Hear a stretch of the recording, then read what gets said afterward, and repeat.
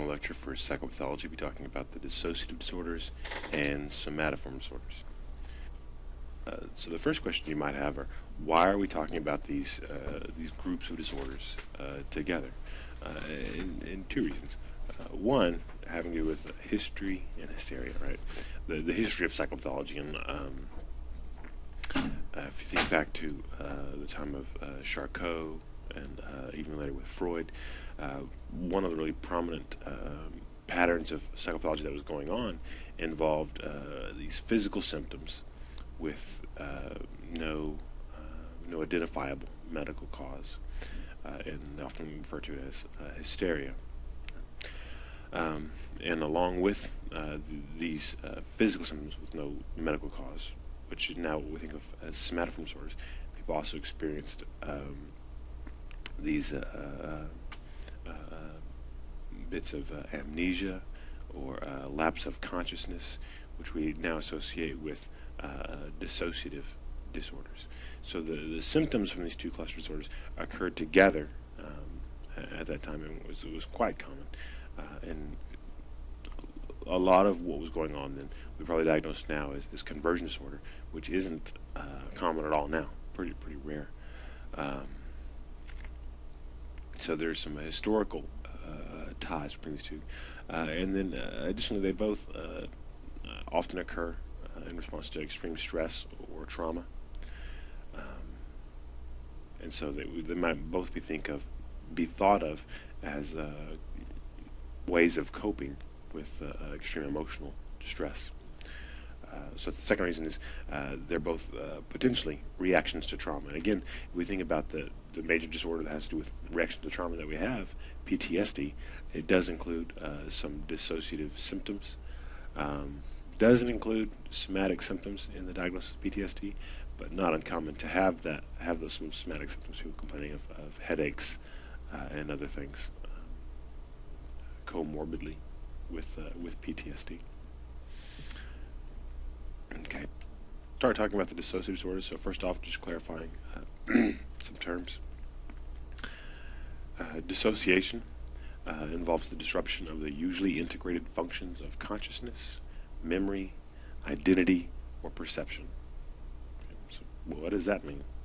The normally integrated functions. How are these functions usually integrated? Well, normally, typically, you know what you sense, what you see, hear, and smell, right, and feel. You remember what you sensed. So those things are integrated. All that your perception and your memory, right, and your consciousness. You're aware that you're doing these things. And there are different aspects of your personality, of your identity. Sometimes you're assertive, sometimes you're passive, sometimes you're brave, sometimes you're scared. But you see them as all part of yourself. They're all integrated into one whole. They're not split off. You can be one way a little bit and then be in a different way a little bit. And they're still just different aspects of you. And that doesn't seem to be the case when we talk about dissociation. One symptom of dissociation that it's helpful to define is depersonalization.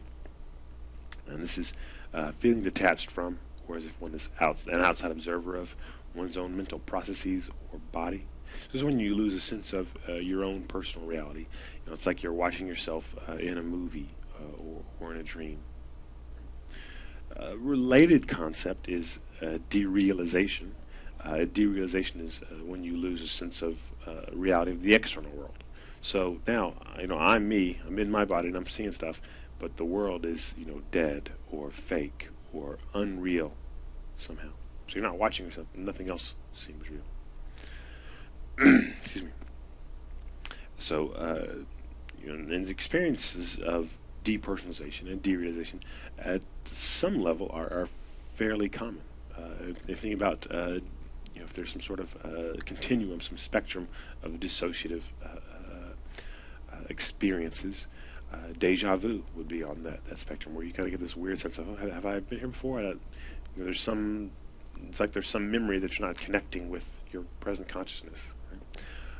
Or if you ever, find yourself in a car driving, and you turn out of your neighborhood to go to work, and then soon after you realize, oh wait, today's Saturday, I'm not going to work. Right? But you've gotten in some sort of habit, and for a while you kind of were out of it.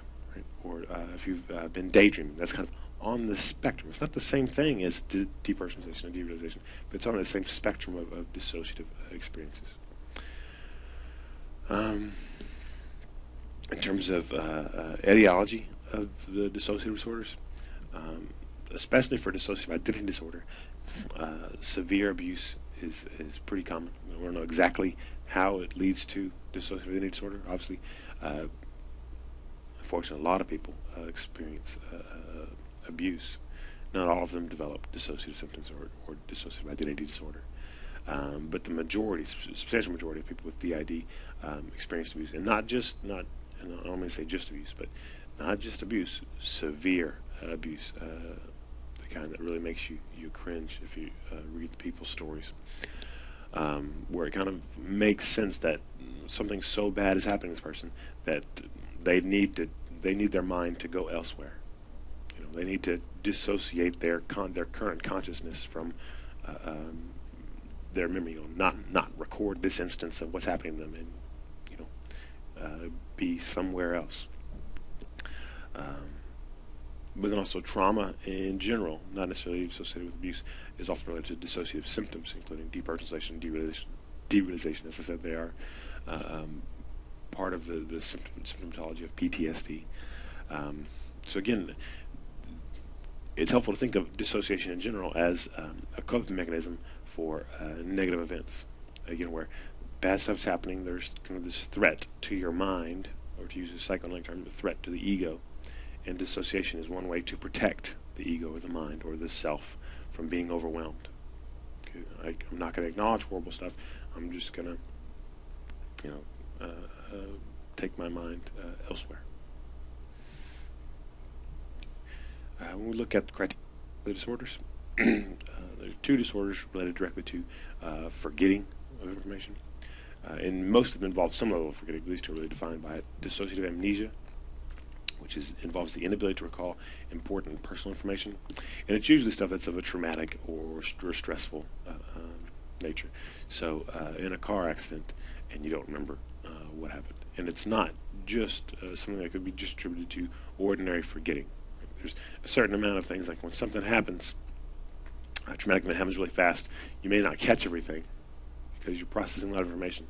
This is even more than that, where from time A to time B, there's just blank, just nothing. Not, oh, there was a lot of noise, confusion, and I can't remember exactly what happened. It's, I can't remember what happened. There's nothing there.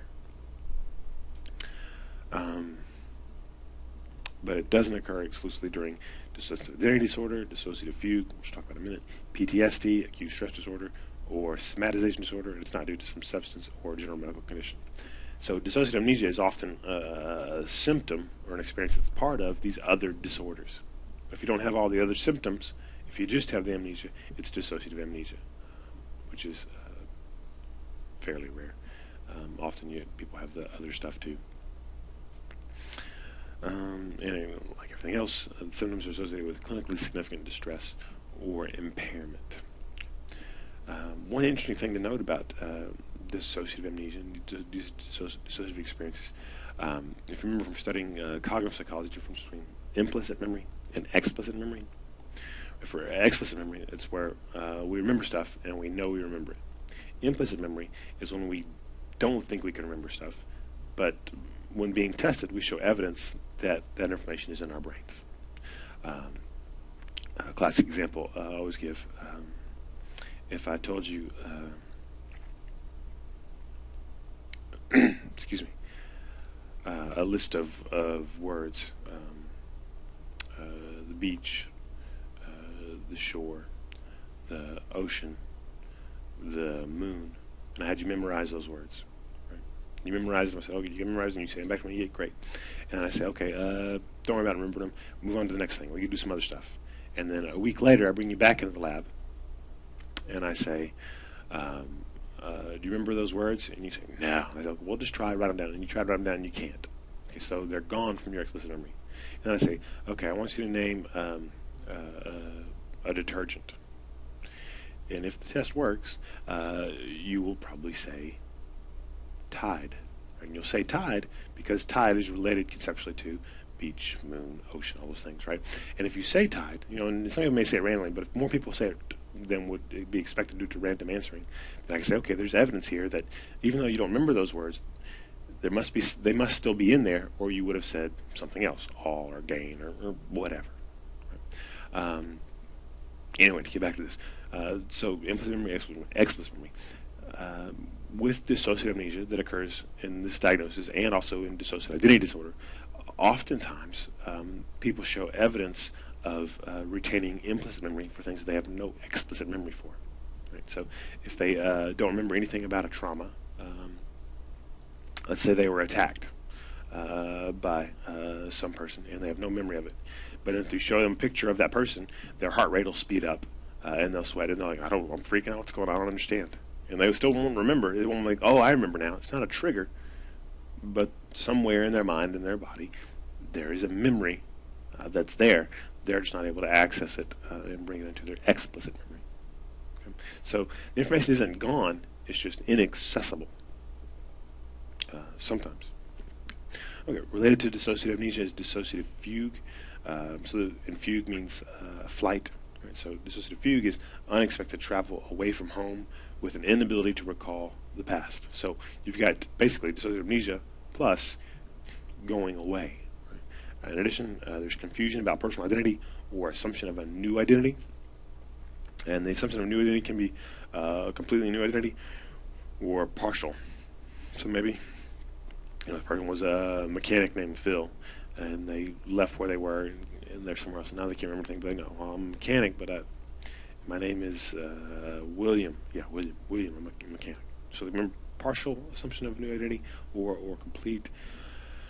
But again, we have some real it doesn't occur exclusively during dissociative identity disorder and not due to drugs or GMC. So again, because the assumption of a new identity and travel, if you meet criteria for dissociative identity disorder, it's just that. It's not the fugue. Fugue is when you don't have all the other symptoms. Dissociative fugue is good criteria. Last one, clinically significant distress impairment. Pretty rare disorder. And the ones you hear about are usually the ones that people are faking, where people will get in trouble for doing something bad, either with their family or the law or whatever, and they'll run away. And then they'll get found and they'll say, oh, yes, I didn't remember who I was, I started this new life. But then we have ways of asking questions to figure out if this is really true or not. And often it's not. Sometimes this does happen. When it does happen, it's not like in the movies where they start a new life and end up with a new family. What happens is they stumble into a ER or a police station and ask for help. Because think about, what would you do if you found yourself in some town and you didn't recognize anything, nothing seemed familiar, you didn't know where you were, you didn't know who you were? What would you do? You would go, I think it's time to start a new life. You would go find help. So that's what happens when people really do have this. And when it happens, it's usually related to some sort of traumatic event that triggers the flight. Another interesting thing about dissociative fugue is that when people do assume kind of this new identity or partial identity, it's usually more extroverted and does more risk-taking than their original personality, which, from a kind of psychodynamic point of view, it's almost like they have all these impulses, things they want to do, they can't do, so they have to leave and go do these things that they've been burning to do, but felt constrained that they couldn't do. But again, the idea that they have no memory of their past, so there is amnesia there. Okay. Depersonalization, excuse me, depersonalization disorder involves persistent recurrent experiences of depersonalization, obviously. So feeling like you're watching yourself again in a dream or on TV.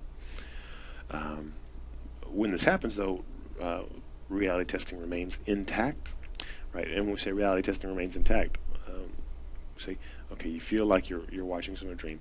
Are you watching yourself in a dream? No, but it feels that way, right? So I know it's not real. It feels weird. It feels different. It's not like, oh yeah, I'm doing this again. I'm going into my dream state to watch myself in my dream, just like in Inception or whatever. you still know that what reality is and what reality isn't, even though it feels weird. Once you lose that sense of what reality is and what reality isn't, now we move from dissociative disorders into psychotic disorders, schizophrenia, right? That's where we have that break from reality, where you lose the ability to test reality. Causes clinically significant distress or impairment, and again, another rule out, doesn't occur exclusively in the course of another disorder. And we don't list them all because there's so many disorders that depersonalization can occur in, and not caused by substances or general medical condition.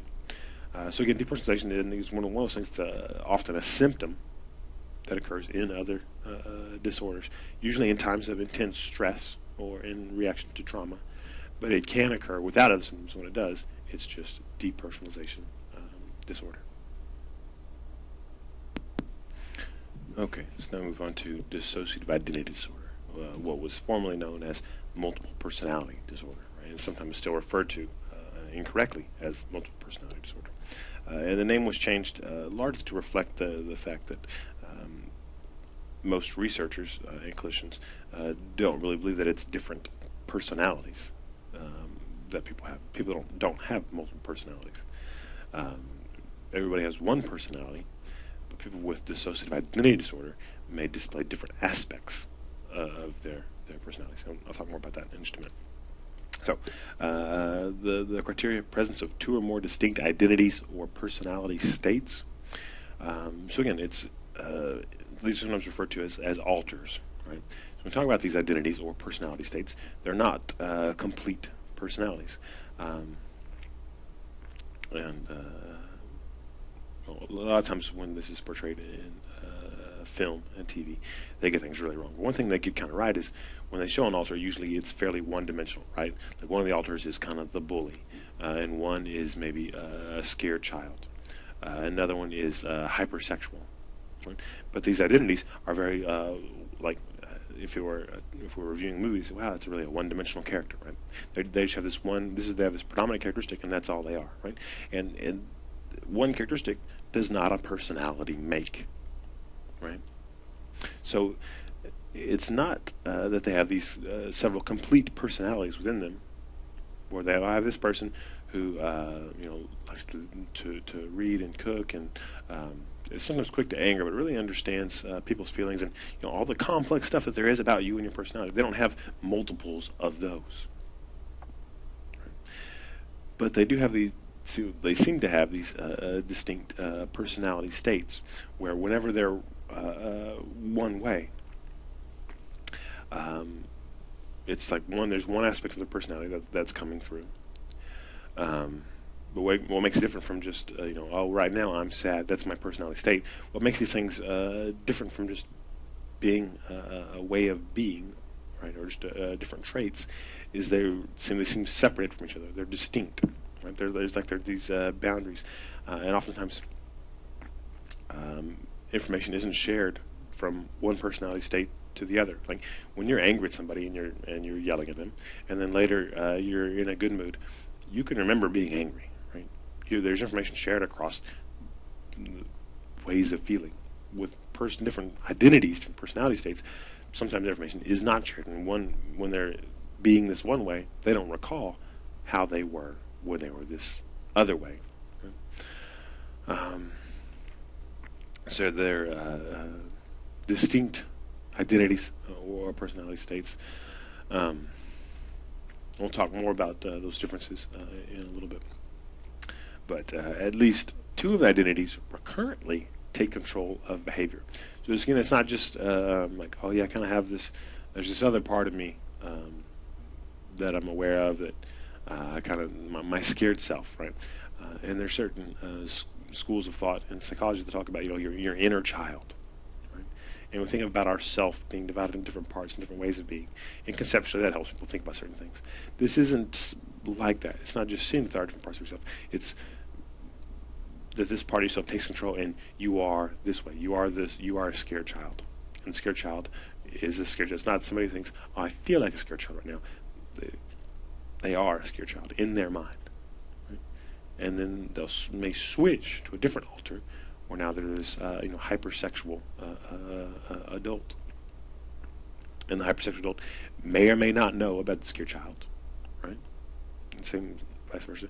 Identities may or may not be aware of each other. They may or may not share information in terms of, which is another one of the criteria, inability to recall personal information. Usually it's whenever it seems they can't recall stuff when they're in one personality state. If there's stuff that they learned or did while they're in another personality state, they can't recall that. There's the separation. Again, for explicit memory, which is really one of those interesting things where they show these explicit memory lapses between alters, but not implicit memory. Right, so test implicit memory, when they're in one state, we show them stuff, they switch to another state, we test them with implicit memory tests, and there's evidence that they that the information is there and they have access to it, even though they don't know they have access to it. Right? Which again should help you understand how this isn't really different people in one person. It's one person who's having difficulty integrating the functions of consciousness, memory, and perception. Right? Of course, we have to realize it's not due to a substance or general medical condition. Excuse me. And as I said, DID, people diagnosed with DID frequently report severe abuse. It seems to be a way of having dealt with that. But once you do that, once you dissociate, at a time whenever things are really horrible, when things are no longer horrible, it seems to be, for some people, it's hard to stop dissociating. It becomes it's like almost like the wheel is set in motion, and you've changed some ways your brain works, or now it's going to continue doing this, especially in response to times of stress. Controversial disorder. Our textbook seems to be leaning more towards that it is a valid diagnosis. Other textbooks you read will be much more skeptical. One of the main challenges to it comes from Spanos and his socio-cognitive model, which suggests that not that people with DID are faking, but that the diagnosis is a construction, a social construction, based on how we're thinking about these symptoms. And that, these people really do, they have experienced traumatic events, and they experience some dissociation and these disruptions of consciousness. But Spanos would argue that these different personalities, that part, the alters, that part is being made up, not necessarily intentionally, but in the context of our social and cultural expectations. It cites therapist influence that, based on his reports, I think a lot of the criticisms here are anecdotal. There's not a lot of good research on this. That whenever therapists, when people talk about maybe having their experiences, therapists will introduce the idea of DID and of alters, and that when clients talk about maybe having an alter, if a therapist says, most people that have alters have more than 2, the next day the client will come in with 3 or 4. So, well, when I say more than 2, most of them have 10, and they'll come in next week with 10. So there does seem to be some, at least anecdotally, some interplay between therapist influence and symptom expression, where when the therapist frames certain expectations for what DID looks like and what alters should do, it does influence clients' behavior. Also, the media influence in terms of just the rates of dissociative identity disorder diagnosis have gone up whenever a big movie's come out. The Three Faces of Eve, Sybil. And again, you can argue about whether or not that indicates that people are saying, "Oh yeah, I'm going to use this idea, and it's giving me the idea for this thing that's not really real," or is it just it raises awareness and people are looking for it more? Two sides of that. But even the movie Sybil, which is based on a real person, controversy around that case, and one psychiatrist who treated her briefly while her main therapist was on vacation, claims that it was made up by the therapist, but then counterclaims by the therapist because that's a psychiatrist, that he's got his own problems. A lot of controversy, a lot of arguing going back and forth on both sides. What nobody denies is that people that are diagnosed with DID are not just charlatans out there trying to earn sympathy or something. There are people that usually have suffered from severe abuse and have some profound psychological disturbance. Just the question is whether or not these alters are really different personality states or not. But the response to the sociocognitive model, if you follow the logic of the sociocognitive model, you would think, okay, well, if people are kind of making it up to go along with society, then they should be really wanting to talk about their symptoms. But that doesn't seem to be the case. People with DID don't want to talk about their symptoms and will hide their symptoms, it seems. So they're not out there trying to, hey, I have different, I've got, 3 different personalities inside of me that different ones take control. Don't really do that. One of the more interesting things is, at least to me, that there are these psychobiological differences among alters. As I said, I'd talk about the difference between alters. And this is used as evidence to support the validity of these alters. That when they're the scared little child, when they're the bully, when they're in different states, that they perform differently on measures of psychological functioning, which make, well, it's easy to fake, but also biological functioning. And some things that would be really, really hard to fake in terms of like the way that the eye works and the way that the eye responds to stimuli. Things that are hard to consciously control, but they seem to be different when in one personality state than the other, and that we haven't been able to replicate those differences by having people, okay, imagine feeling really angry right now, and we're going to do this test. Now imagine feeling really sad and do this test. It's not as simple as, okay, there are different emotional states. There's something about this that is a little different. When they're in different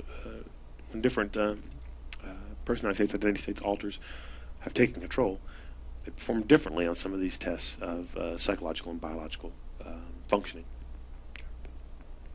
The other thing, whenever challenging the idea that it's intentionally faked, a lot of studies where we have caused students to try to fake DID. So we'll do the same test we do with alters, with people with DID.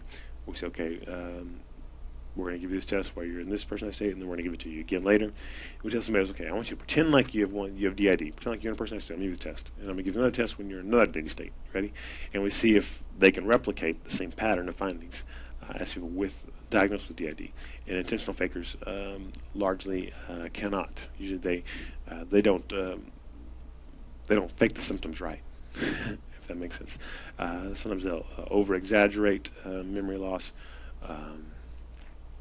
or like those tests of implicit memory, they'll fail those. People with DID will pass. People with DID will show evidence of implicit memory. The fakers won't, because it seems like you shouldn't. Right? So some of that is cited as evidence that, again, people aren't intentionally faking dissociative identity disorder. Okay.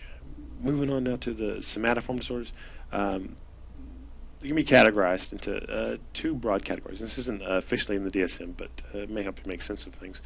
Some of the disorders have to do with a loss or alteration of bodily functions, and that includes somatization disorder, which we'll talk about, undifferentiated somatoform disorder, which is like a smaller version of somatization disorder, conversion disorder, and pain disorder.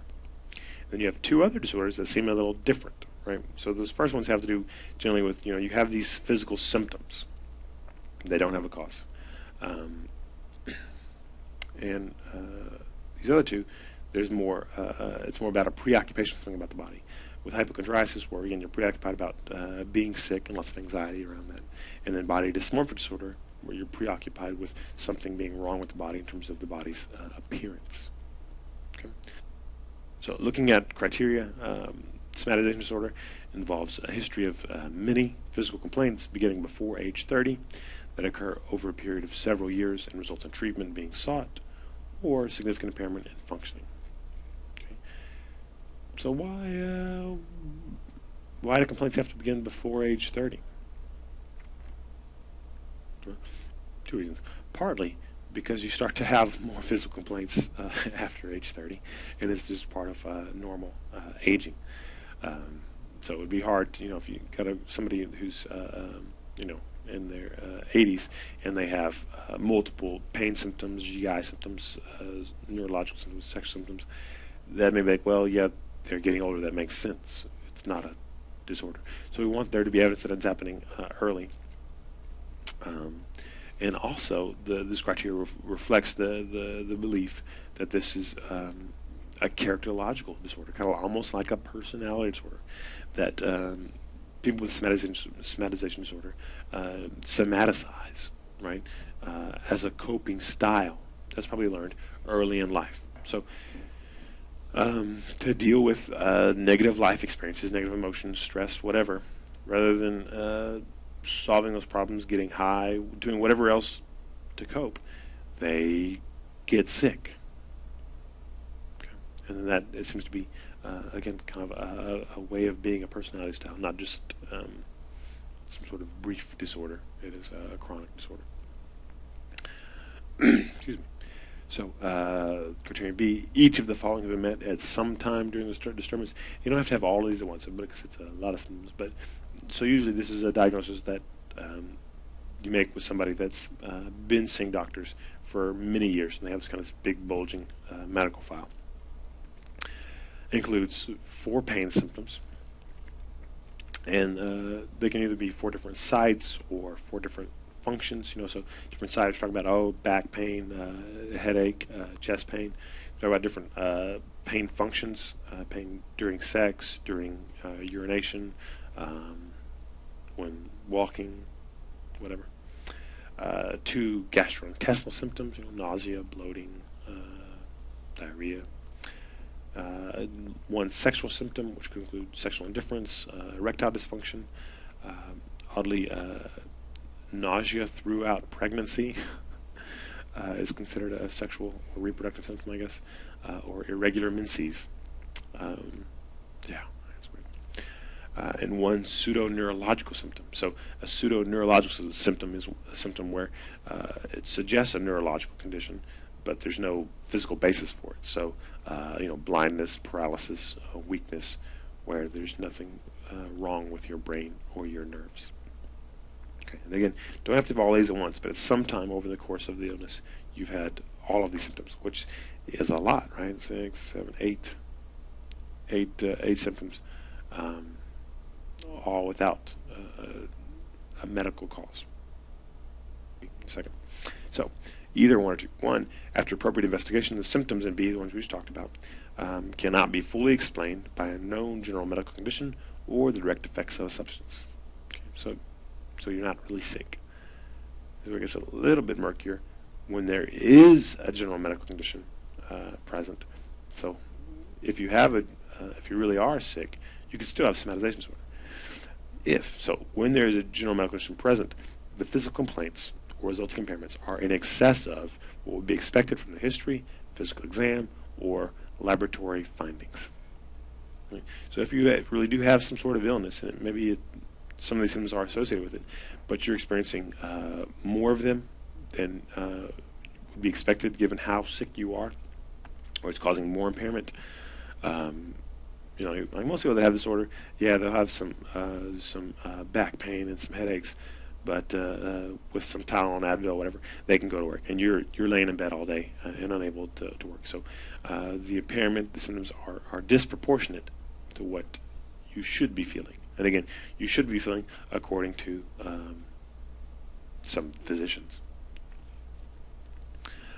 And then the symptoms are not intentionally produced or feigned, faked, which we'll talk about in a little bit. In somatization disorder, some notes here, it trumps all other somatoform disorders. So, conversion disorder, pain disorder, those basically are like subsets, because pain disorder is about pain symptoms. Conversion disorder is about pseudoneurological symptoms. So if you have those, but you have like other symptoms too, then you just get somatization. You don't get somatization plus some other somatoform disorder. So that's kind of the big one. Pretty rare to be diagnosed just because there is so many symptoms. So more often, whenever this is kind of what's going on, what you'll see first is diagnosis of undifferentiated somatoform disorder, which involves 6 months of one or more physical complaints that don't have an identifiable cause. So this is like somatization disorder light, right? Excuse me.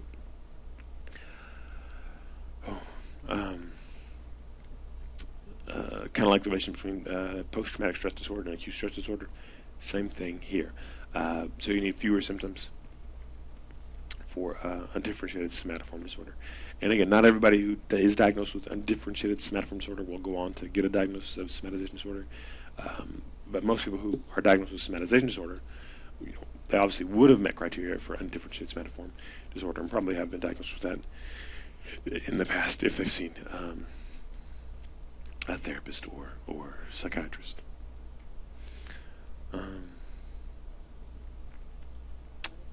Okay, want to jump back for just a second now to criterion D. Symptoms are not intentionally produced or feigned. So they're not faking it. So how can they have all these symptoms? They're not caused by a medical condition, but they're also not faking it. How does it happen? Think about this kind of mind-body dualism. The connection between the mind and body is very strong. And there's some instances where people say, oh yeah, I can kind of see that. The one most people kind of think identify with either from personal experience or knowing somebody else is the relation between stress and hives, right? These welts that appear on the skin, not related to any kind of pathogen, right? No bacterial infection or viral infection.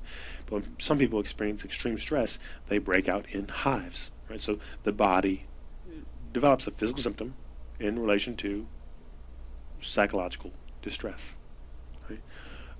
And some of you, when you get stressed, your stomach may hurt. You may have to go to the bathroom, right? And again, that's a physical manifestation of a psychological experience. So it's the same thing here, just on a kind of a grander scale, where you have, again, multiple pain symptoms, GI symptoms, sexual symptoms, and the pseudo-neurological symptom is one that, again, most people don't develop those. But they're not intentionally faking them. But again, there's no medical condition. But it's the idea that the line between what's physical and what's psychological is blurry, right? Because again, everything you think, feel, and do involves brain activity.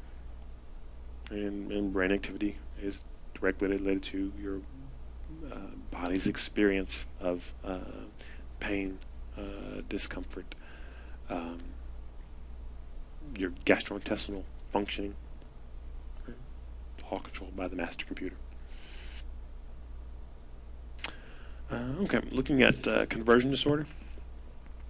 Involves one or more symptoms or deficits affecting voluntary motor or sensory function that suggest a neurological or other general medical condition. So this is kind of your pseudo-neurological symptom, one or more of those.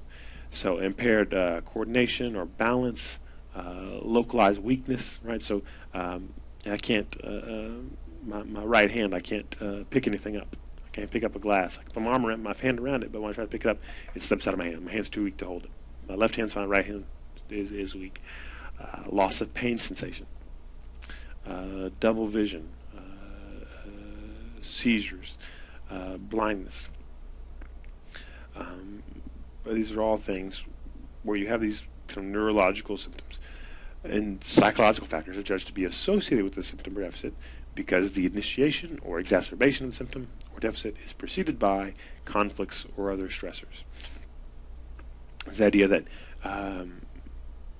nothing was wrong with you until something bad happened, right? And right after something bad happened, you develop this symptom, right? So you walk in on your parents in their bedroom and you go blind.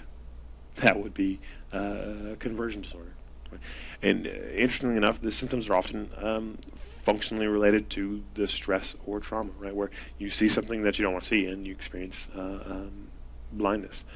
Or maybe there's a surgeon who has a really bad surgery that goes really poorly and develops a hand tremor afterward. And the hand tremor prevents the surgeon from doing any more surgery, right? And it's like, basically it's protecting them from doing something. Well, if I have this hand tremor, I can't cut anymore because they're scared to death of screwing up again, right?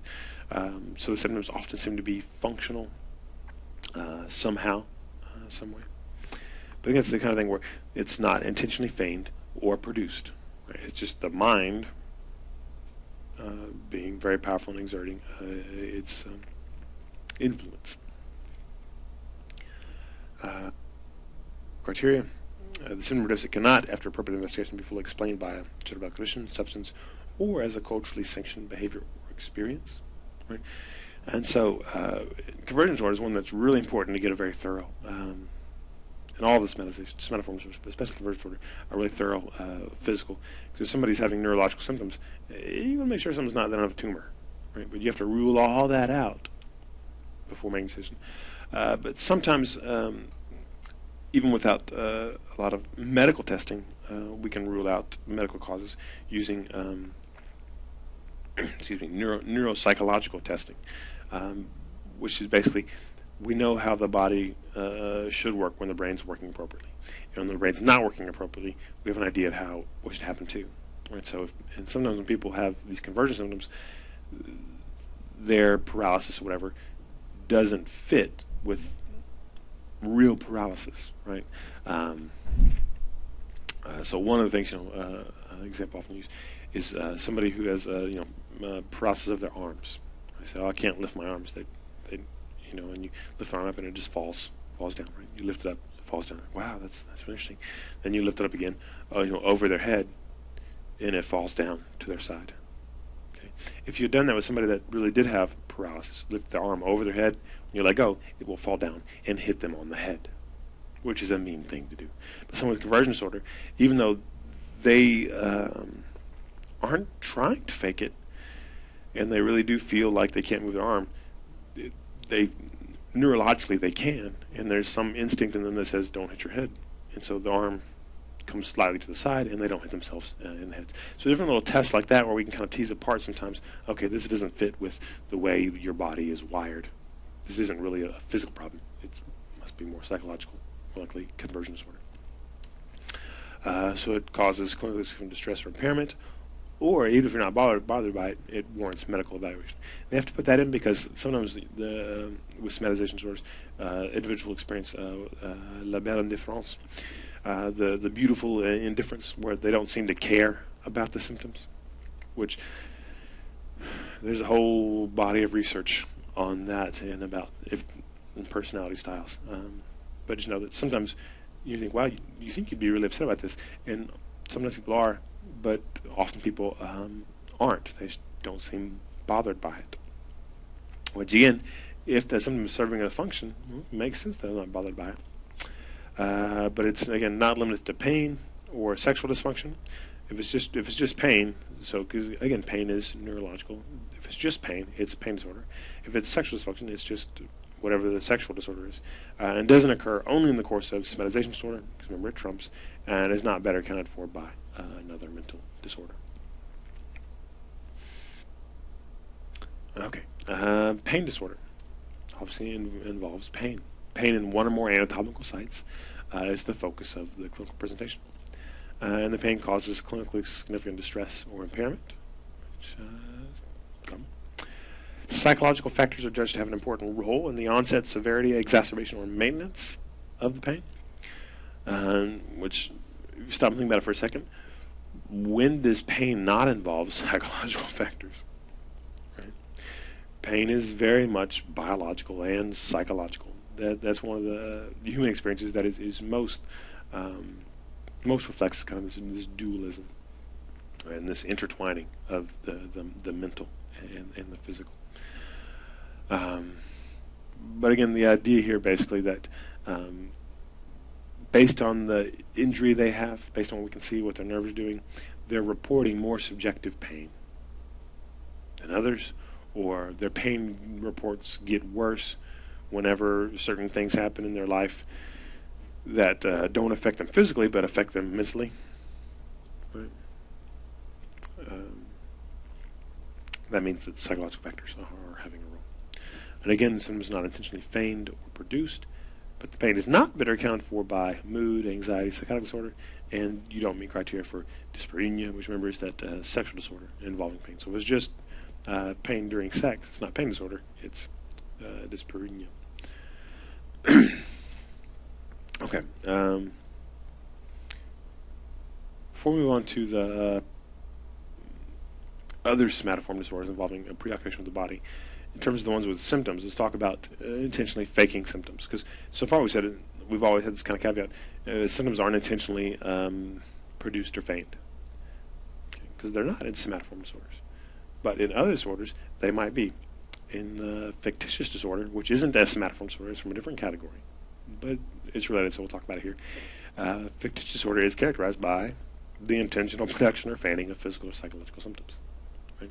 And that's why you have that rule out, because if you're intentionally doing it, it's not any of those other disorders, it's fictitious disorder. You say, well, if you're just faking it, why is that a disorder? Well, it depends. It's only a disorder if the motivation for the behavior is to assume the sick role. Right? So you're not doing it to get stuff, right? External incentives are absent. So you're not doing it to get workman's comp. You're not doing it to get out of work. But you want to be the patient. You want the attention to be taken care of. And the idea that somebody would fake symptoms or produce them, so they might actually make themselves sick, inject things into their body, drink certain things to cause symptoms where they really are sick now, but they've caused that because they want to be a patient. Right? That would be factitious disorder. If they do it to somebody else, it would be fictitious disorder by proxy, which is sometimes referred to as Munchausen's by proxy, although when you read the literature, most of the cases of Munchausen by proxy are more severe than what we see in the newer literature talking about fictitious disorder by proxy. So again, external incentives are absent. Now, if there are external incentives, then maybe it's malingering. And malingering is not technically a diagnosis, but it does involve the intentional production or exaggeration of symptoms. So making yourself sick, saying you're sick, or even if you are a little sick, saying you're sicker than you really are. And you're doing it for secondary gain, right? Either getting something good or avoiding something bad. So, right, and the getting something good can't just be to get people to take care of you. Because then, okay, get people to take care of you, okay, is that about the sick role? That sounds more like fictitious disorder. But if it's about, getting a workman's comp claim, or getting out of work, getting a lighter duty at work, that would be malingering.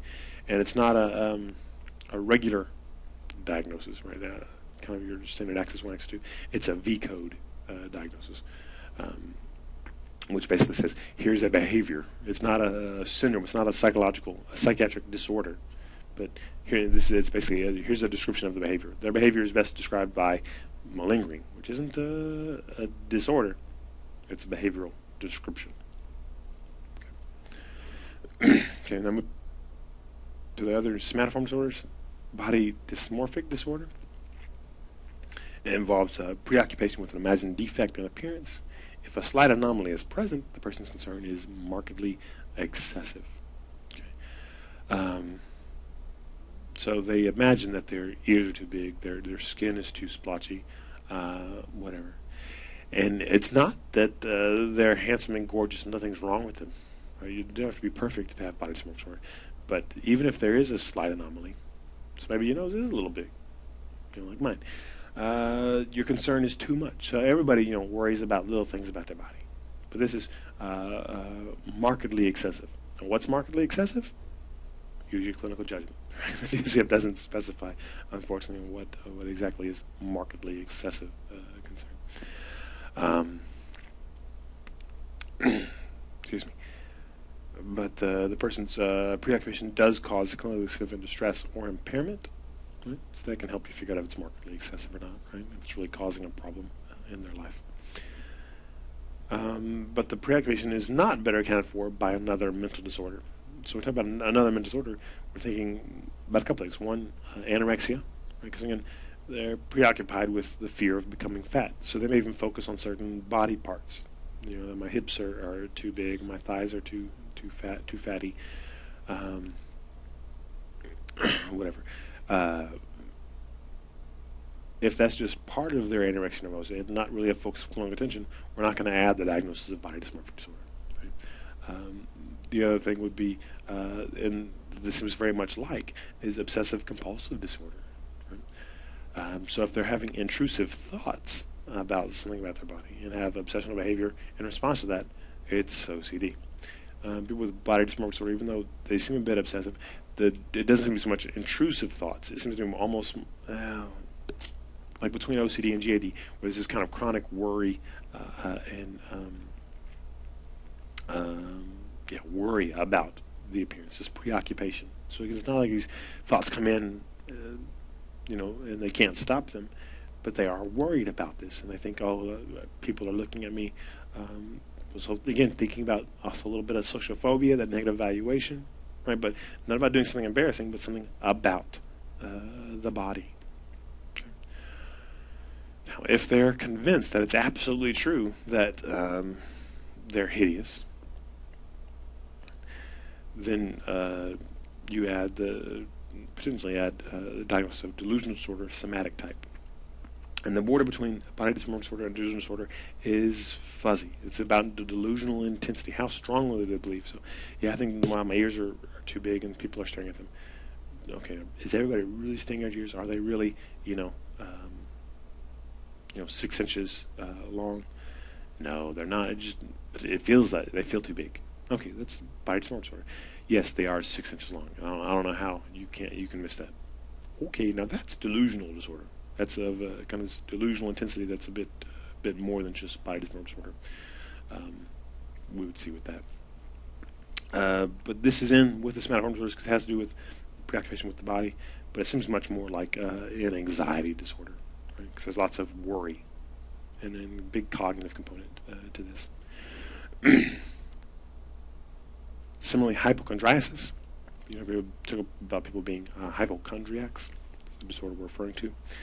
This involves preoccupation with fears of having or the idea that one has a serious disease based on the person's misinterpretation of bodily symptoms.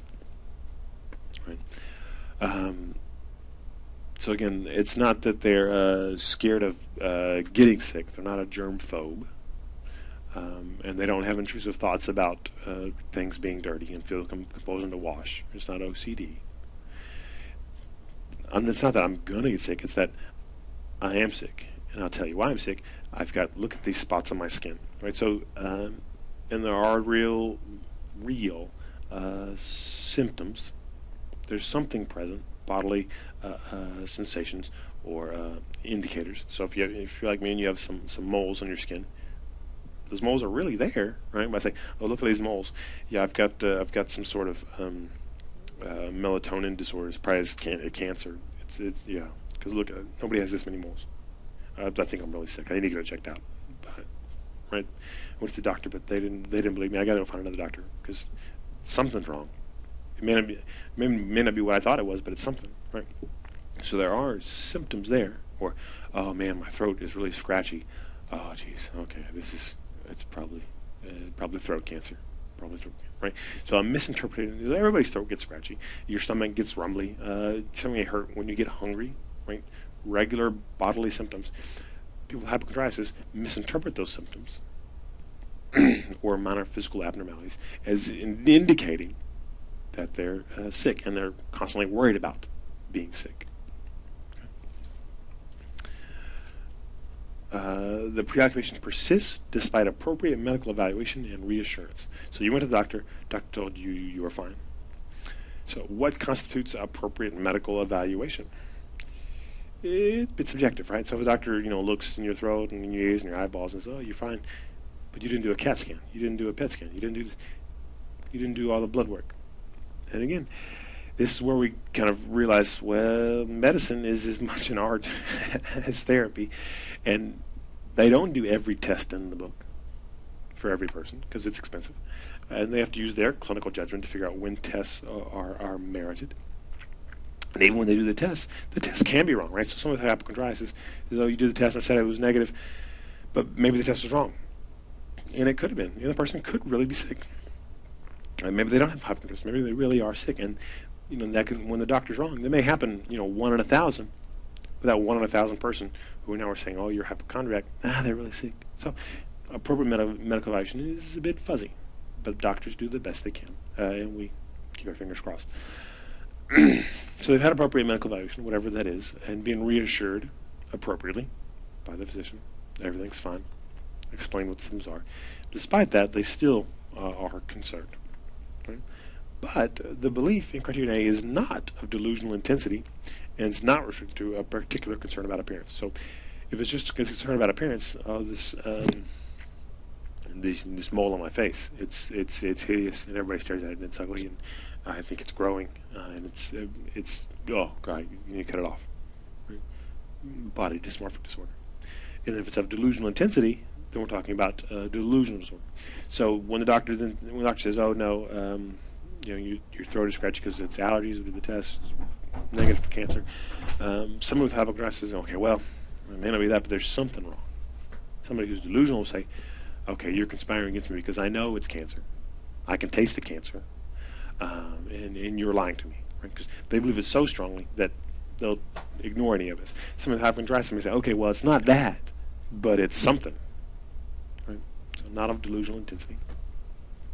The preoccupation causes clinically significant distress or impairment, and the duration is at least 6 months. Why 6 months? Because a bunch of psychiatrists and psychologists in a room sat in a room and raised their hands and voted that, hey, 6 months sounds good. Because the idea is that there's periods of time in your life for people when they may be under stress and they may worry about being sick, especially if somebody close to them has recently been sick or passed away from being sick. It's kind of an experience that happens where people get overly concerned with their body for a while.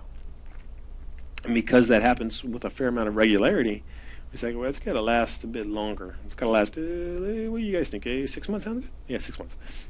Last at least 6 months. Well, again, the idea that this is something that is kind of characterological. Somebody who is this way, they tend to worry about their body and worry about being sick. It's not just this brief experience of worry. But the preoccupation is not better accounted for by generalizing anxiety disorder, obsessive compulsive disorder, panic disorder, a major depressive episode, separation anxiety, or another somatoform disorder, right? Because worry about disease or being sick can occur in these other disorders. So if you're worrying about, I think I might be sick, and I'm worried about paying the bills, and I'm worried about my kids, and I'm worried about my schoolwork. If you're worried about all these things, and sickness is just one of them, it's generalized anxiety disorder, right? Hypochondriasis is whenever it's really just about being ill. Okay. How is this different from somatization disorder? Right? This involves a misinterpretation of regular bodily symptoms, right, and mild abnormalities. In somatization disorder, you actually have these symptoms, where you experience pain, you experience hemiparalysis, right?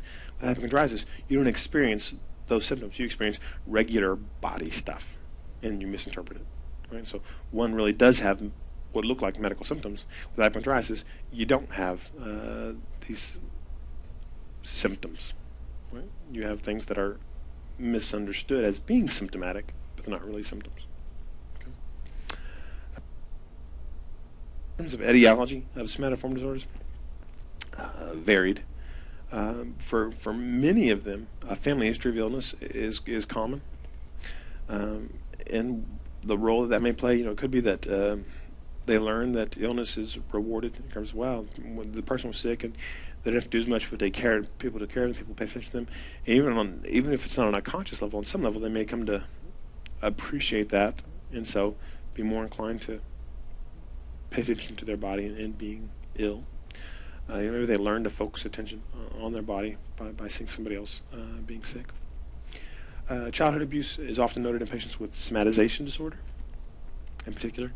And it could be, again, that it's a coping mechanism, that symptoms help to distract from the psychological pain. And it also puts one in a position to be taken care of and protected. When you're sick, people aren't going to hurt you, and you're not an attractive target anymore. Right? Could be. Trauma is associated with somatization disorder and conversion disorder. And conversion symptoms, like I said before, are often functionally related to the type of trauma. Excuse me. Stressful events often occur right before the symptoms of somatoform disorders are displayed, especially conversion disorder and also hypochondriasis, with significant losses of people you care about, often being cited in people that develop hypochondriasis. So losing somebody who struggled with an illness to death often precedes the onset of hypochondriasis or hypochondriacal symptoms. And then for pain disorder, we have to also remember the pain cycle, right? So pain disorder often starts with some real physical pain. Right? So they're not just getting pain out of nowhere. They hurt their back, they pinch a nerve, whatever. And then a lot of the treatments we use, at least that we've used in the past to treat pain, help reduce immediate pain sensations. But in doing so, they also result in the recurrence of pain. Because remember, the body sends pain messages for a reason. And if we shut those messages off, we tell the body, nope, not going to hear you. Your body and your mind are a little stubborn. So they'll turn up the volume. Right? Okay, well, you didn't hear me. I said you're hurting. Don't use this leg. Don't bend over, whatever it is. So the pain will come back. And so it's one of the things that in pain clinics you'll see that one of the goals often is to get people to lower levels of pain medicine, because it's really easy to use more and more and more, because the more you use, the more pain your body will generate, and then the more you have to use, and then it just keeps spiraling up. So it's really about learning, for people with chronic pain, it's not about getting rid of the pain, it's about learning to live with the pain, which is obviously not an easy thing to do. Okay, that's all for now. Take care.